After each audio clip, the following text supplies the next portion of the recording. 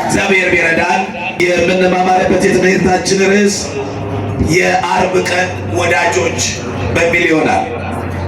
በዮሐንስ ወንጌል ምዕራፍ 19 ቁጥር 38 ጀምሮ ታሪካቸው የሚነበብ አርብ ቀን ደቀ መዛሙርቱ በተበተኑበት፣ አንዳንዶቹ በካዱበት፣ አንዳንዶቹም ለድቃቂ ሳንቲም ብለው መምህራቸውንና ጌታቸውን አሳልፈው በሸጡበት፣ አንዳንዶቹ ደግሞ ከዚህ ጉዳይ ነፃ ነኝ እኔ የለሁበትም ብለው ከጉዳዩ ራሳቸውን ባገለሉበት፣ ደግሞ አንዳንዶቹ ግራ በተጋቡበት በዚያ የስቅለቱ ቀን የመድኃኔ ዓለም የሞቱ ቀን ዓርብ ዕለት በዚያ ቀኑ በጨለመበት እናቱ ድንግል ማርያም መስቀሉ ስር ቆማ በምታለቅስበት፣ ጴጥሮስ በካደበት፣ ይሁዳ አምላኩን በሸጠበት፣ ጲላጦስ እኔ ከደሙ ንጹሕ ነኝ ብሎ ራሱን ዞር ባደረገበት በዛ ድብልቅልቁ በወጣበት ቀን ቀኑ ሲጨልም ያበሩ ሁለት ከዋክብት ቅዱሳን አሉ።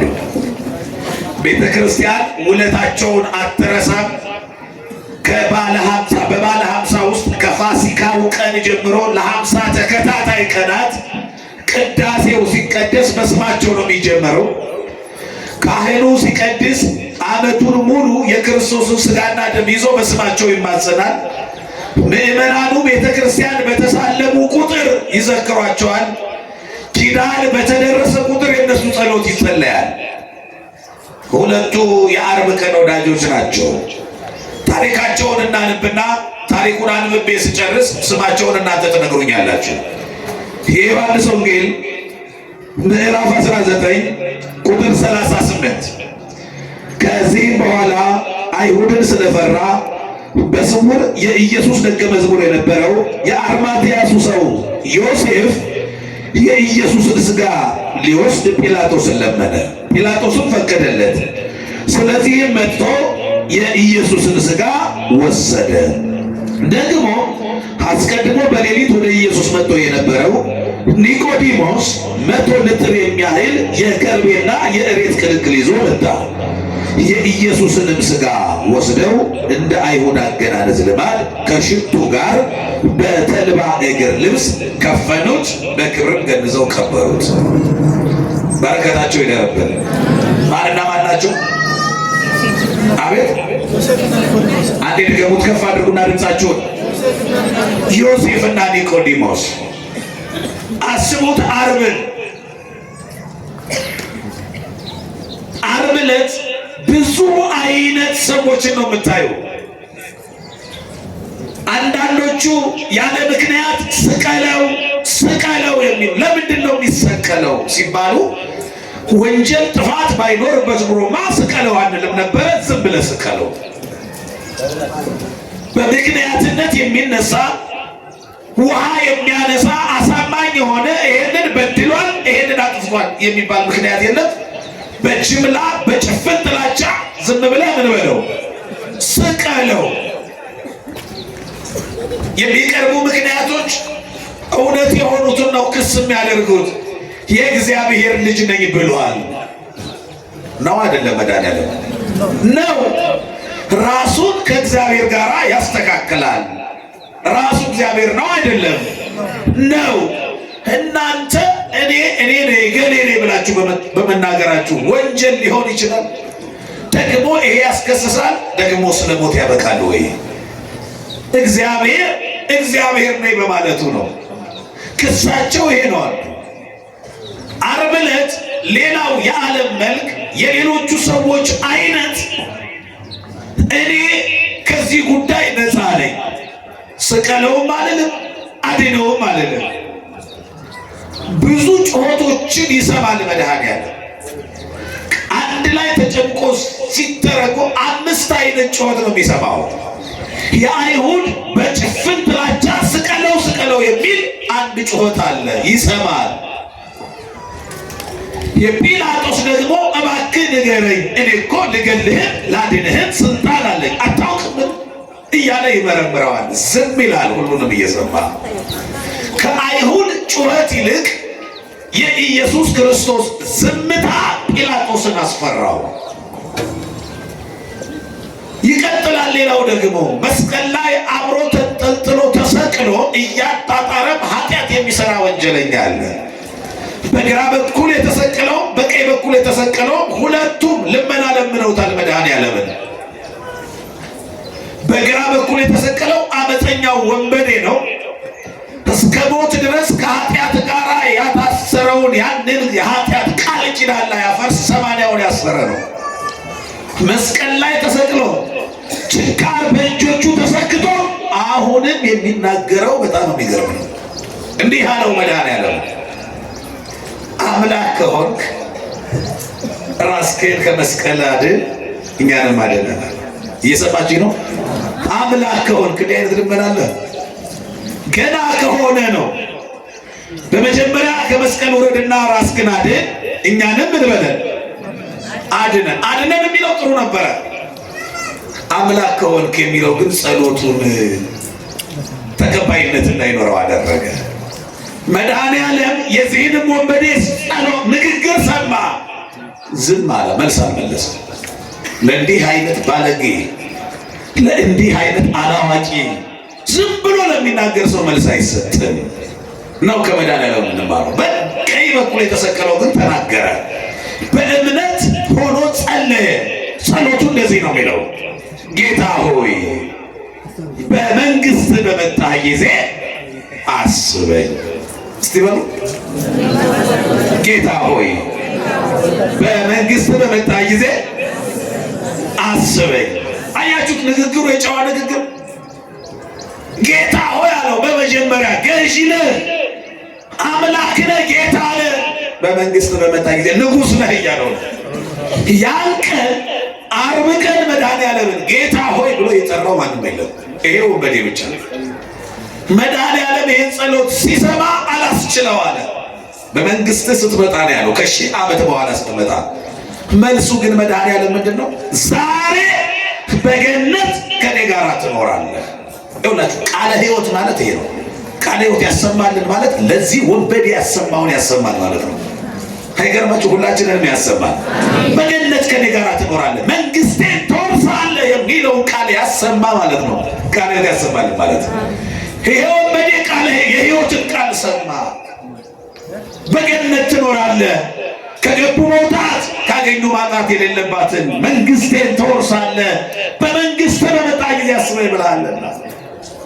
ዓርብ ቀን የማይሰማ ጉድ የለም። ብዙ አይነት ጩኸቶች ነው የሚሰማ። ሁሉም ይሆናል ያለውን ይናገራል፣ ይሰራል፣ ይተገብራል። ያን ቀን ግን በጣም የሚያስገርሙ ሁለት ሰዎች አሉ፣ ዮሴፍና ኒቆዲሞስ። በረከታቸው ይደርብን። ቀኑ በጨለመበት፣ ወዳጆች በተበተኑበት፣ በዛ ድብልቅልቁ በወጣበት ቀን እነኚህ ሁለት ስውራን ቅዱሳን ከኢየሱስ ክርስቶስ ጋር የነበራቸው ግንኙነት ያኔ በስውር ነው።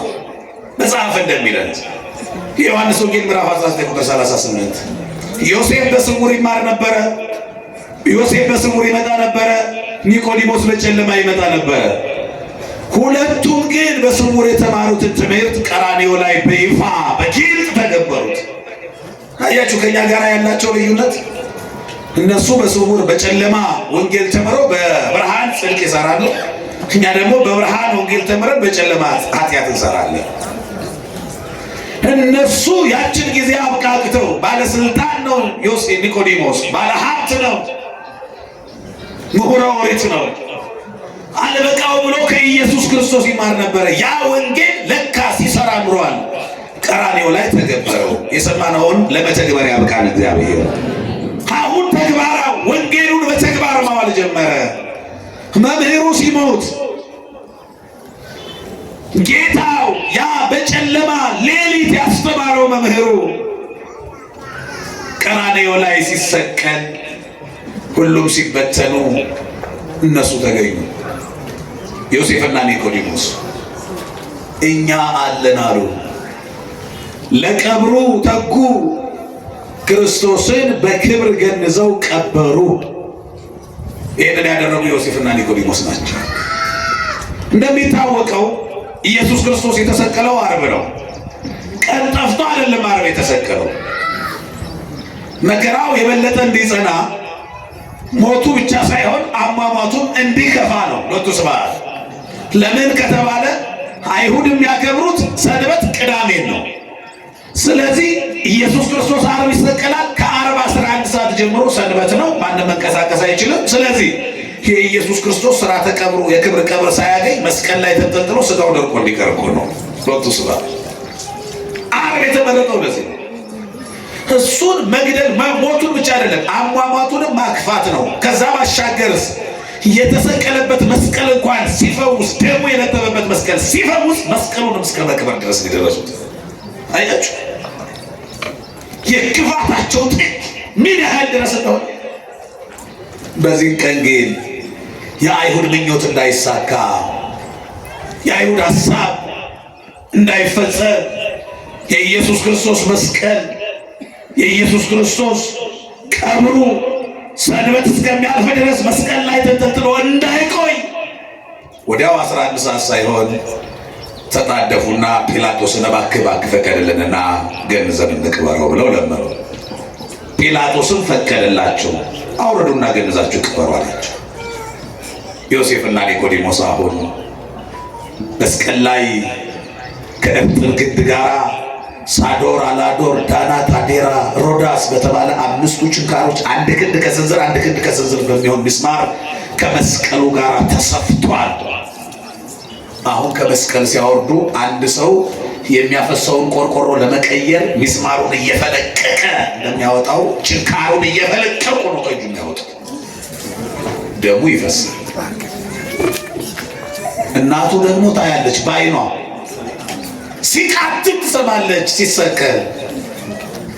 ይኸውላችሁ ድንግል ማርያም ልጅሽን እኮ ሰው ገደለው የሚል መርዶ አይደለም የመጣላት። አይኗ እያየ ሲቃትት ጆሮዋ እየሰማ ነው ልጇ ይሞት። እዩት የመከራውን ጽናት እንዴት እንደቻለችው። ጀርባው ላይ ያጅራት ሲያርፍ በሷም ልብ ላይ የሐዘን አለንጋ ያርፋል። ከሱ ጀርባ ደም ሲፈስ ከሷ አይን እንባ ይፈሳል። ታለቅሳለች። ትናንትና ከሄሮድስ እጅ ወደ ግብፅ ተሰዳ እንዳዳነችው አሁን ግን ከአይሁድ እጅ ማዳን አልቻለች። ወይኔ ልጅ ትላለች፣ ታለቅሳለች። ልቅሶዋ ብቻውን አንድ መጽሐፉ ይሄ ለሐማርያ ተብሎ ቅዳሜ ዕለት የሚነበበው መጽሐፍ የማርያም ልቅሶ ማለት ነው። እንባዋ ብቻ 2 መጽሐፍ ተጽፏል። አንዱ በስደቱ ጊዜ ይዛው ወደ ግብፅ ስትወርድ ያለቀሰችው ሰቆቃወ ድንግል የሚባል የማርያም ልቅሶ ማለት ነው። ይሄ ደግሞ ለሐማርያም፣ ይሄም የማርያም እንባ ማለት ነው። በጣም አንጀት የሚበላ ንግግር ነው የምትናገረው።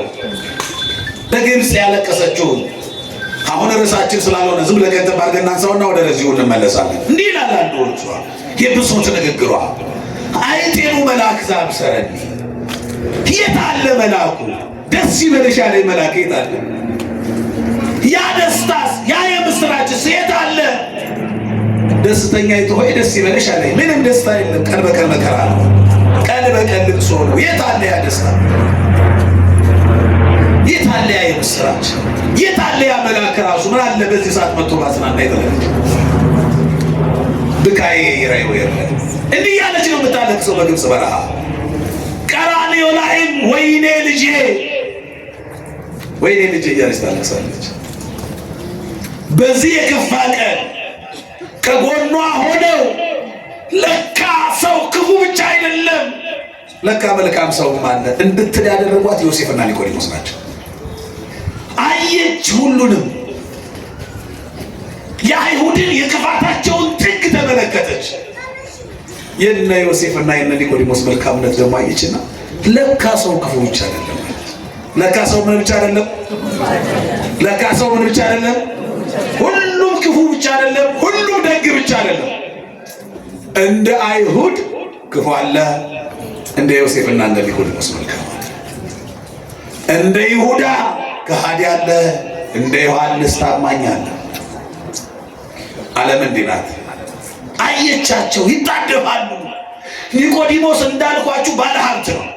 ይሄ 3ቱ ህዝብን የሚያጋድሉ ነገሮች እሱ ጋር ተጠራቅመው ቤት ሰርተውበታል።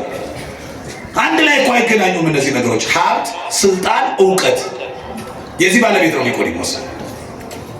እንደምታነቡት መጽሐፉ ኒቆዲሞስ አምፃ ምዕተ ልጥረ ወአወፈየ ከርቤዋ ነው ይላል ቅዱስ ያሬድ። ኒቆዲሞስ ለመድኃኔዓለም መግነዝ መግዣ 100 ዲናር አወጣ። ደግሞ ለመድኃኔዓለም ያልሆነ ብር አለ። አስቡት፣ ያ ብር ራሱ ምን አይነት እድለኛ ብር ነው! ያ መግነዝ ራሱ ምን አይነት መግነዝ ነው! ምን አይነት እድል ነው! ያንን የመድኃኔዓለምን ደም ሽፍን አድርጎ የሚይዝ መግነዝ ምን አይነት የተባረከ ነው! አስባችኋል? ያ ደም እኮ ተራ ደም አይደለም። ያ ደም ተራ ደም አይደለም። የሚያጥብ፣ የሚያነጻ፣ የሚቀድስ እኮ ነው ያ ደም። ዝንቱ ደም አኮ ከመ ደመ ናቡቴ። ያ ደም እንደ ምስኪኑ እንደ ናቡቴ ደም፣ ደሙን ውሾች እንደላሱት እንደ ናቡቴ ደም አይደለም። አኮ ከመ ደመ አቤል፣ እንደ ዋሁ እንደ አቤል ደም አይደለም። ወንድሙን የሚከስ ደም አይደለም። አኮ ከመ መስዋዕቶሙ ለአበው ቀደምት ዘበደመ ሐርጌ ወላይም አለ ሕርያቆስ። በብሉይ ኪዳን ለኃጢአት ማስተስረያ ይፈስ እንደነበረው እንደ ዋኖሱ እንደ ርግቡ እንደ ፍየሉ እንደ እንስሳቱ ደምም አይደለም። ታዲያ ምን አይነት ደም ነው ካለ ዮሐንስ መለሰ፣ ወደሙ ለኢየሱስ ክርስቶስ ያነጽሐነ እምኩሉ ኃጣውኢነ። እስኪ አብራችሁ ይበሉ፣ የጌታችን በሉ፣ የኢየሱስ ክርስቶስ ደም ከኃጢአታችን ሁሉ ያነጻናል። ክብር ምስጋና በደሙ ላነጻናል። ደሙ ያነጻናል። ደሙ ምን ይላል? ምኑ ደሙ ምን ይላል? ያነጻል። ደሙ እስኪ ደምን አስቡት። ደም ዝም ብላችሁ ደምን ሳሉት እስኪ ባይሯችሁ። ያነጻል፣ ያቆሻል። ለበዓል ዶሮ ስታርዱ የዶሮ ደም ይነካችሁ ልብሳችሁ ተናሚው ቆሽሽ ነው የሚለው ይቆሽ። ደም በባህሪው ያቆሽሻል አይደል? የደም ጠባዩ ማቆሸሽ ነው። የኢየሱስ ክርስቶስ ደም ግን ከኃጢአታችን ሁሉ ምን ይለናል? ምስጋና ለስሙ ይሁን። በደሙ ያነጻ። ሲያነጻ ደግሞ አለ ቅዱስ ያሬድ ያነጻል የሚለው ቃል ራሱ ሲያጎላው በደንብ መሐቢል አጻይዶቶ ይክላል። ማጠን በዚህ ዘመን ቋንቋ ላውንደሪ ሊያነጻ ከሚችለው በላይ ያነጻል። ላውንደሪ በዛ ልክ ያነጻል። ደሙ በሚያነጻ እንዲህ ያነጻል ደሙ። ያንን ደም እየፈሰሰ ከመስቀል አወረዱት። ይሁት መስቀልን ስትሳለሙ ያ የከበረ ደሙ የፈሰሰበት ነው። ያ ስለ ፍቅር የተሰዋው በግ ደሙን ያፈሰሰበት ያ በግ አያችሁ። ያኔ ቀራንዮ ላይ ተሰውቶ የቀረኩ አይደለም፣ ዛሬም ታርዷል በአባቶቻችን። እንደዚህ ነው የምናምነው። ለዚህ ነው ካህናቱ ይቀድሱና ለምእመናኑ ይሄንን በግ አርደው ያበሉና ያቆርቡና ማለት ነው። ሲመለሱ የሚጸልዩት በጣም የሚገርም ጸሎት አለ። እስመ ንሰዋዕከ ለዕለቱ ይላሉ። ወንጠብሐከ ዘየ ወበዝደምከ ናጽእ ጌጋዬ። አንድ በግ ነው ግን በየቀኑ ይታረዳል። እየሰማችሁ ነው? እየሰማችሁ ነው? ቅዱስ ሚካኤል ልመናችሁን ይስማችሁ። እስቲ በሉ አንድ በግ ነህ በሉ። በየቀኑ እናርዳለን። ከልባችሁ ውስጥ እያሰላሰላችሁ በደንብ እስቲ ስንት በግ ነው? አንድ ነው። መቼ ነው የሚታረደው? በየቀኑ። ስንቱ? አንዱ በየቀኑ። ምስጋና ይግባው። ሌላ ምን ይባላል? አሁን በአጽናፈ ዓለም ይጠባል አሃዱ ስጋው ማለት አንዱ ስጋው። እንዴት አያልቅም ያለው በግ ስጋ ለዘላለም። እንዴት በዓለም ሁሉ እየታረደ፣ እንዴት በየቀኑ እየተሰዋ ያ ስለ ፍቅር የተሰዋውን ያንን ጌታ ከመስቀል አወረዱት። አሁን ኒቆዲሞስንና ዮሴፍን አሰቧቸው። እጆቻቸው ካህኑ በነገራችን ላይ ሲቀድስ በስማቸው ይማጸናል። እንዲህ ብሎ ልክ ዮሴፍና ኒቆዲሞስን ሆኖ ማለት ነው። ለምእመናኑ የሚያቆርበውን የክርስቶስን ስጋና ደም በእጁ ይዝና ወረስዮን ለእደዌ አምሳለ እዴሆሙ ለዮሴፍ ኒቆዲሞስ ለገነዘው ወደ ስጋ ጌታዬና አምላኬ መድኃኒቴ ኢየሱስ ክርስቶስ ሆይ እጆቼ አንተን እንደገነዙት እንደ ዮሴፍና እንደ ኒቆዲሞስ እጆቼ የተቀደሱ ይሁኑልኝ ብሎ ይጸልያል።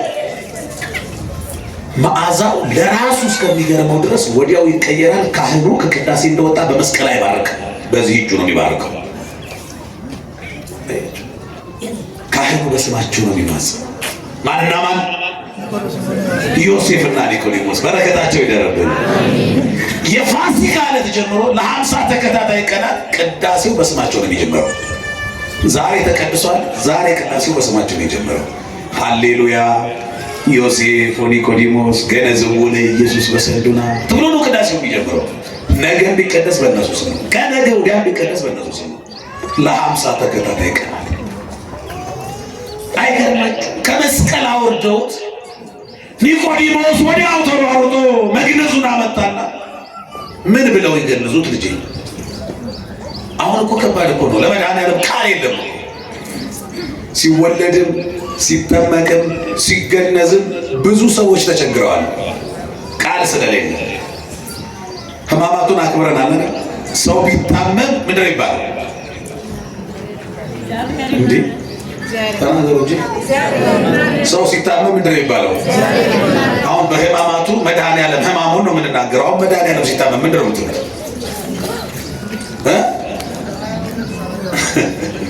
ይኸውላችሁ ሴቶች ሲወልዱ ተብሎ ነው የሚጠየቀው። አቤት ራሷ ድንግል ማርያም መድኃኒዓለም ስትወልድስ መቆመረ ማለችሽ ማን ነው የምትይው?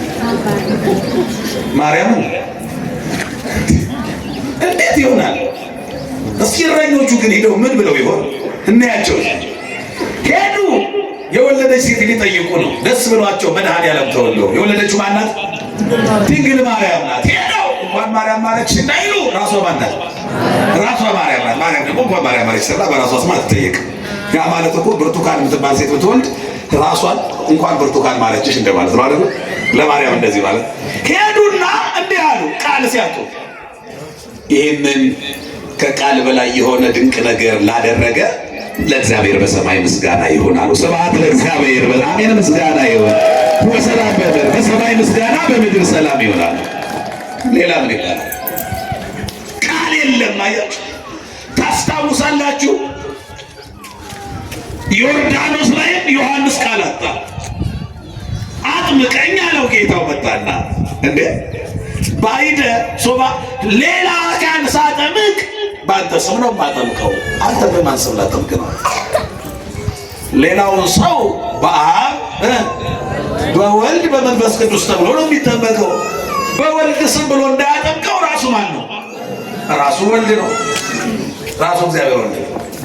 ወልድ በወልድ ስም አይጠመቅም። የዓለምን ኃጢአት የሚያስተሰርይ የእግዚአብሔር የዓለምን ኃጢአት የሚያስወግድ እግዚአብሔር የሚታረደው በግ ያ ንጹሕ ነውር የሌለበት ያ ቅዱስ። አሁንም ዮሴፍና ኒቆዲሞስ ሌላ ቃላት እንዲህ ማለት ጀመሩ። እየገነዙ ሞት ከኖ መንሥኤሆሙ ለሙታን የሞቱትንና አልዓዛርን ከመቃብር መንጋጋ ፈልቅቃ አውጥተህ ሕይወት ዘርተህ በክብር ያቆምካቸው በእውነት ሞት ግን ደከምከኑ መጽንዔሆሙ ለድኩማን ደካሞችን የምታበረታው ሆይ እናንተ ደካሞች ሸክማችሁ የከበደ ወደ እኔ ኑ እኔም አሳርፋችኋለሁ ያልከው በእውነት ደከምክን አንተ። ዲያቆስ እንዲህ ብላችሁ ገንዙ የሚል ቃል ከሰማይ መጣ ይላል። አብራችሁ ይበሉ። ቅዱስ እግዚአብሔር ቅዱስ ኃያል ቅዱስ ሕያው ዘኢይመውት የማይሞተው የማይሞተው ቤተ ክርስቲያን በጣም የሚገርማት ቃል ይሄ ቃል የማይሞተው ሞተ። በቃ እንደዚህ የሚገርም ቃል የለም በቤተ ክርስቲያን። የማይወለደው ተወለደ አትልም። ይሄን አንክሯ አድናቆት አይደንቃት። የማይነሳው ተነሳ አይደንቃትም። መነሳቱ አይደለም የሚገርማት ቤተ ክርስቲያን ራሱ ትንሣኤና ሕይወት ነው። ሕያውም ሕይወትም የሆነው አምላክ ምን ማለቱ ነው የሚገርማት? መሞት። ስለዚህ ምን ትላለች? የማይሞተው የማይሞተው ሞተ። ለምን? በሕይወት መኖር የማይገባን እኛ በሕይወት እንድንኖር መሞት የማይገባው እሱ ሞተ። የማይሞተው ሞቶ ሕይወት የማይገባ ለእኛን ሕያዋን አደረገን። ክብር ምስጋና ሞቶ ሕይወትን ለሰጠን አምላክ ይሁን።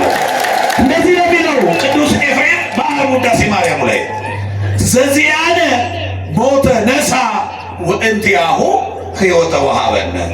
የእኛን ሞት እርሱ ሞተ፣ የእርሱን ሕይወት ለእኛ ሰጠ። ከምድር በታች በመቃብር አድሮ ከሰማይ በላይ ያለ ቤታችን ሰራ፣ እንደገና ሰራ። አያችሁ፣ ዓርብ የፈጠረውን ሰው ዓርብ አዳነው። ዓርብ የሞተውን ሰው ዓርብ አዳነው።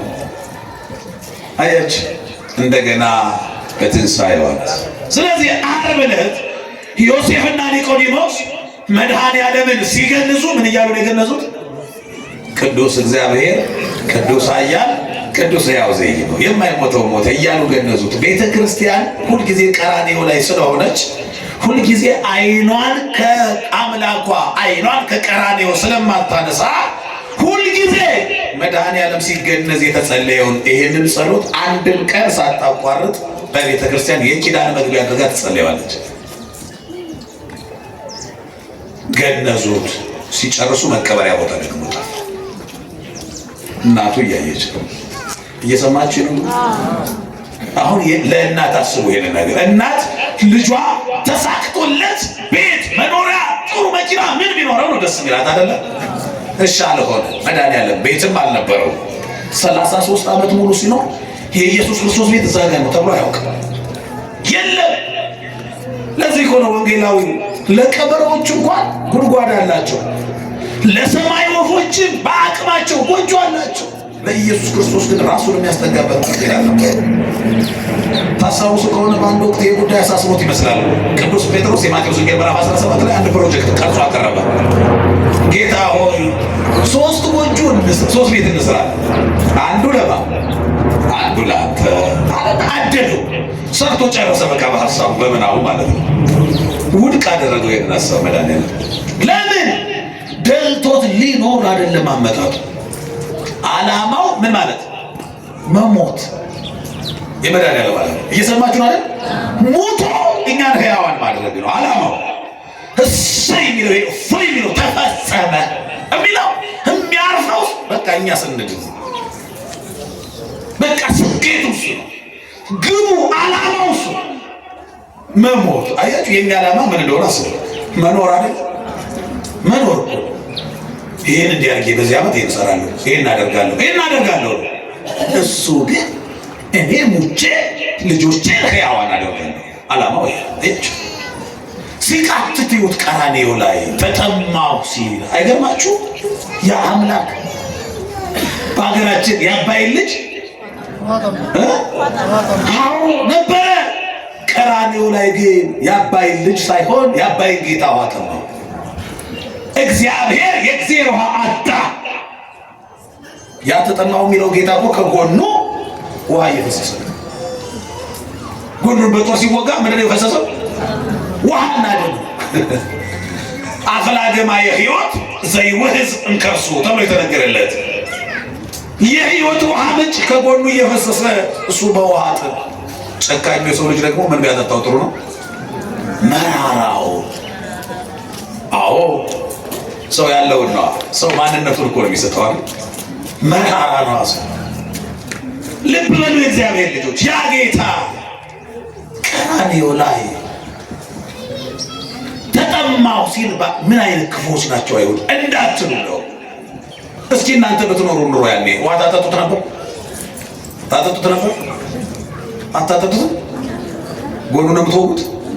እስቲ ውሃ ጠጣው ነበር የምትሉ እጃቸው እስቲ ያሳዩኝ። መድኃኒዓለም ተጠማሁ እያለ ሲቃትት ባገኘው እኔ ውሃ ጠጣው ነበር የምትሉ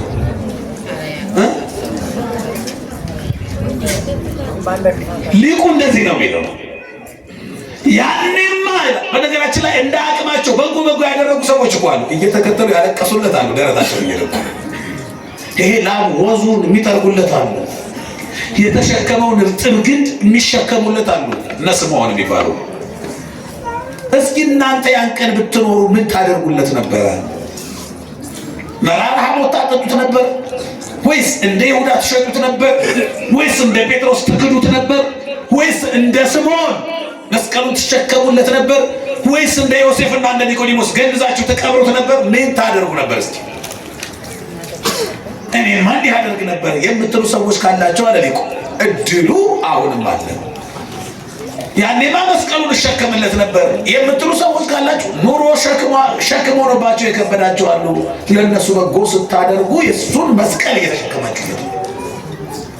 እኔማ ያን ቀን ተጠማሁ ሲል ውሃ ጠጣሁ ነበረ የምትሉ ሰዎች ካላችሁ አሁንም ተጠማሁ የሚሉ ብዙ ሰዎች አሉ። ለእነሱ በጎ ስታደርጉ እሱን እያጠጣችሁ ነው። ከነኚህ ከታናናሾቹ ለአንዱ ያደረጋችሁት ለእኔ ያደረጋችሁታል ነው የሚለው። ለሱ ማድረግ ነው። አባ ዳቦ ግዛልኝ የሚለው እኮ የቅንጦት የቅላጤ ዜማ እኮ አይደለም። ቀራንዮ ላይ የተሰማው ድምፅ ሌላው ግልባጭ ድምፅ እኮ ነው። ስለዚህ ዛሬ የሚያድምፅ አለ እኮ ተጠማሁ፣ ተራብኩ፣ ቸገረኝ። እነሱን መርዳት ከቻላችሁ ለሱ ማድረግ ነው የሚለው። ዮሴፍና ኒቆዲሞስ ገንዘው ሲጨርሱ መቀበሪያ ቦታ ፍለጋ እናት ታያለች ይላችሁ አስከሬኑን ይዘው የሚቀበርበት ፍለጋ ሲሄዱ በዚህን ጊዜ ነበረ ዮሴፍ ለራሱ ብሎ ያዘጋጀውን ቦታ በቃ በእኔ ቦታ ይቀር፣ በዮሴፍ ቦታ ተቀበረ። በሁለት ሰዎች ብቻ የመድኃኔዓለም ሥርዓተ ቀብር ተፈጸመ። አሁን ዮሴፍና ኒቆዲሞስ ምግብ አይበሉ። ያ ያዩት ድምፅ ያ ሲቃትል ያ ቁስሉ እየመጣባቸው ጦማቸውን ነው። እሑድ ግን ለነ ዮሴፍ ደስታ ለአይሁድ ዋይታ ሆነ። ያ የተተፋበት ያ የተሰቃየው ያ ጌታ ሞትን ድል አድርጎ በክብር ተነሳ። ክብርና ምስጋና ለትንሣኤው ጌታ ይሁን። ተነሳ። እግዚአብሔር ይመስገን። አያችሁ ለካ ዓርብ ያልፋል። ለካ ዓርብ ያልፋል። ዓርብ እንደ ጨለማ አይቀርም። ዓርብ እንደ ጥቁር እንዳስለበሰ አይቀርም። ዓርብ ልቅሶ ብቻ እንደሆነ አይቀርም። የትንሣኤ የዝማሬ የምስጋና ነጭ የምንለብስበት የደስታ ቀን ይመጣል። በሕይወታችሁ ዓርብ የሆነባችሁ ሕይወታችሁ የተመሰቃቀለባችሁ መከራ እሳት የሆነባችሁ ዓርብ ላይ ሆኖ ምስቅልቅል ያለባችሁ እግዚአብሔር በሕይወታችሁ ትንሣኤውን ያውጅላችሁ። የምስጋና ጊዜያችሁን ቅርብ ያደርግላችሁ። እግዚአብሔር ይመጣል። ዓርብ ዘላለማዊ ቀን አይደለም። ዘላለማዊው ቀን እሑድ ነው። እየሰማችሁ ነው አይደል? ዘላለማዊው ቀን እሑድ በሰማይ ይውላችሁ። በመንግስተ ሰማይ ሰኞ ማክሰኞ የሚባል ቀን የለም። ሁል ጊዜ እሑድ ነው። ሁል ጊዜ በሽታ አይነጋማ። ክርስቶስ የሚመጣው እሑድ ነው። እሑድ ይመጣና ፀሐይን ያሳልፋል፣ ጨረቃንም ያሳልፋል፣ ገነትንም ዓለምን ያሳልፍና ጻድቃንን ይዞ መንግስተ ሰማያት ይገባል። ቀኑ እሑድ ነው። ከዛ መሽቶ አይነጋም። መሽቶ ካልነጋ ሁል ጊዜ ምንድን ነው? እሑድ። አሁን ይሄ ቀን ሰኞ ነው አይደል? ባይመሽ ጨለማ ሆኖ ከዛ ባይነጋ ማክሰኞ ብለን አንቆጥርም። በዚሁ ቢቀጥል ሁል ጊዜ ምንድን ነው የሚሆነው? ሰኞ ሰኞ ሰኞ ሰኞ ነው። ያ ቀንም ክርስቶስ የሚመጣው እሑድ ነው። እሑድ እንደመጣ ከጨለማ ጋር በፈረቃ የማያበራው የማይጠልቀው ፀሐይ ራሱ እያበራ ያ ቀን እሑድ ነው። በዚያው ይቀጥላል። መሽቶ አይነጋም። ሁል ጊዜ እሑድ እሑድ እሑድ፣ ረፍት ረፍት ረፍት፣ ምስጋና ምስጋና ምስጋና። በየሳምንቱ የምናነግሳት በሰማይ የምንኖረው ሕይወት ዋዜማውን ቅምሻውን እያጣጣምን ነው። ለዘላለም ረፍት ለዘላለም ሰንበት እግዚአብሔር ሁላችንንም ያብቃን።